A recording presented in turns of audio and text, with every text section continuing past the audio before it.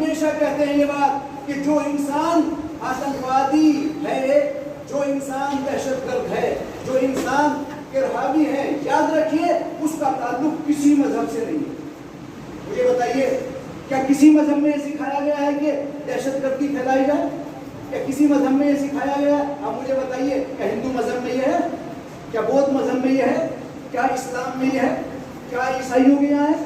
کیا یہودیوں کے یہاں یہ چیز پائی جاتی ہے؟ کسی مذہب میں نہیں پائی۔ اس کا مطلب یہ ہے کہ جہاں بھی آپ آتنکوادی کو دیکھو، جہاں بھی آتنکواد پھیلانے والوں کو دیکھو، جہاں بھی دہشت گردوں کو دیکھیے، فوراً کہہ دیجیے کہ اس کا تعلق نہ مسلمانوں سے ہے نہ اسلام سے، اس کا تعلق نہ ہندو سے نہ ہندو مذہب سے، نہ اس کا تعلق عیسائی سے نہ عیسائی مذہب سے، نہ اس کا تعلق یہودی سے نہ یہود مذہب سے، کسی مذہب سے اس کا تعلق نہیں ہے۔ کیوں؟ اس لیے کہ کوئی مذہب کسی انسان کو، کسی انسان کے لیے اس بات پہ نہیں بھڑکاتا کہ اسے قتل کیا جائے، اس کی فکر کو چھینا جائے، اس کے مال کو چھینا جائے، مہمانوں کو پریشان کیا جائے، مہمانوں کا احترام نہ کیا جائے۔ یہ کوئی مذہب نہیں سکھا۔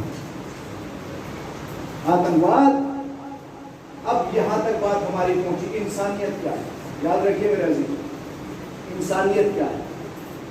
انسانیت نام ہے محبت کا، انسانیت نام ہے مودت کا، انسانیت نام ہے پیار کا، انسانیت نام ہے بھائی چارگی کا، انسانیت نام ہے آپس میں ملنے جلنے کا، انسانیت نام ہے پڑوسی کے احترام کرنے کا، انسانیت نام ہے آپس میں گھل مل کے رہنے کا۔